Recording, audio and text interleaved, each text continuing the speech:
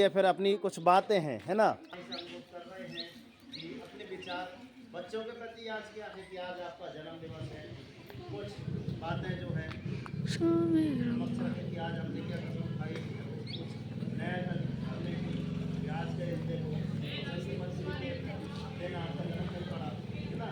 ऐसा कभी कभार ही मतलब ऐसा संयोग आता है। मैं बचत करती थी, आज बचत करती थी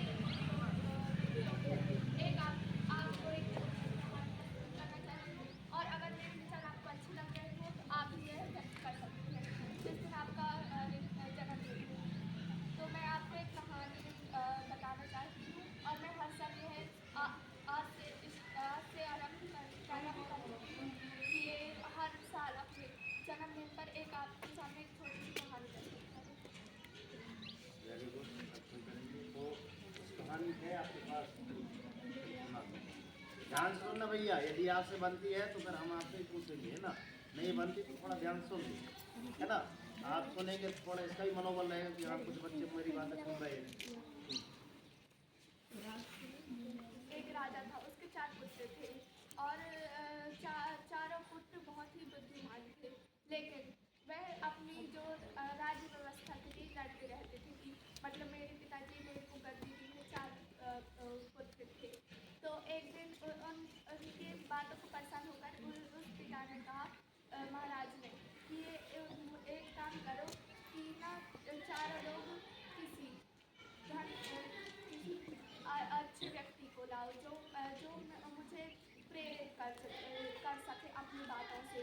तो सबसे पहले फिर चारों पुत्र निकल गए अपनी अपनी आत्म एक व्यक्ति को ले गए, और फिर सबसे बड़ी बेटी ने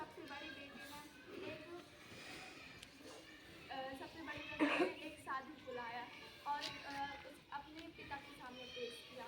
पिता ने उसकी खूबियाँ पूछी, तो उसने बोला कि ये बहुत सारे मंदिर बनवाए हैं और दीन दुखी की वो सेवा करता है। हाँ, सेवा करते हैं। हम आपसे पूछेंगे कि पहला जो लेके आए थे क्या था, चारों चीज है ना। ध्यान सुनना, सेवा करते हैं सुन। तो उनका सत्कार करके वो महाराज उनका सत्कार करके जहाँ बैठे उनको भिजवा दिया। फिर कुछ देर बाद दूसरे लड़का ने एक ब्राह्मण बुलाया और बोला कि ये ब्राह्मण चारों तीर्थम ये है और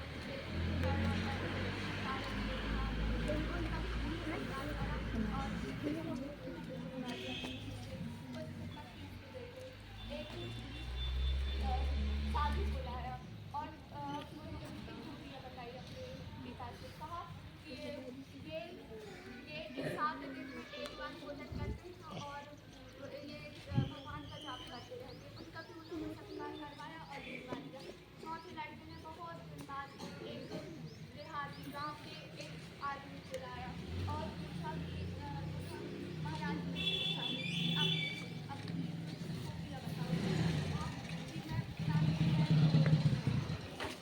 ना ही मैं सच्ची नहीं मैं कहीं पढ़ने गया, नहीं मैं कहीं वो तीर्थ धाम घूमे, नहीं मैं भगवान को मानता, सिर्फ मैं सत्य बोलता हूँ और जिसकी मुझे कुछ सेवा करनी चाहिए मैं उनकी सेवा भी करता हूँ। तो और मैं जो भी मेरे से कुछ भी सेवा करने को मांगता है मैं उसको घर घर कभी मत जाऊँगा, मैं मान देता हूँ।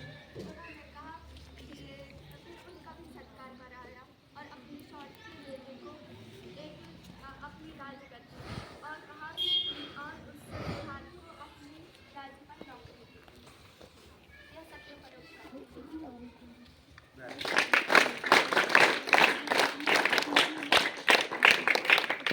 वैसे हमने भी कसम दिलाई कि भाई आज मन वचन कर्म से आरंभ करें आज से कि हाँ हमको घर में प्रतिदिन अगर यह है आपने टाइम टेबल 21 दिन तक अपना लिया तो हमेशा कंटिन्यू अनवरत काल तक चलता जाएगा। तो इनकी कहानी से कुछ शिक्षा मिली क्या आप लोगों को? बताओ तो क्या शिक्षा मिली भैया? हाँ शंकर, क्या मिली भैया? बातचीत करते हो ना तो कहाँ से पता चले, बताओ सर मुझे।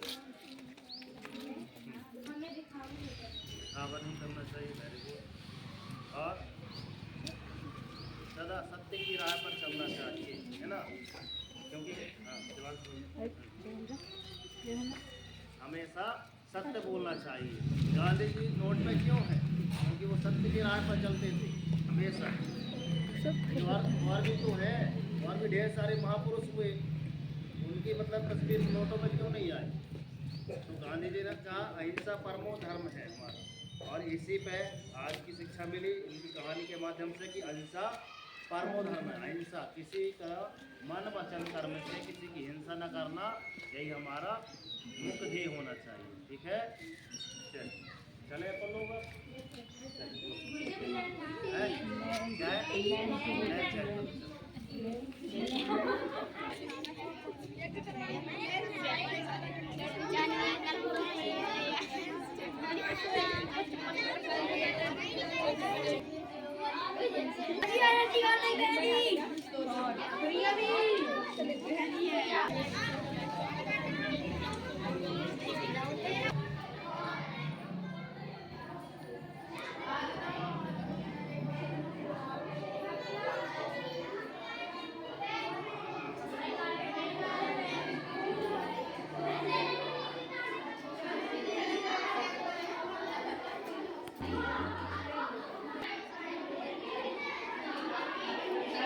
Mm-hmm.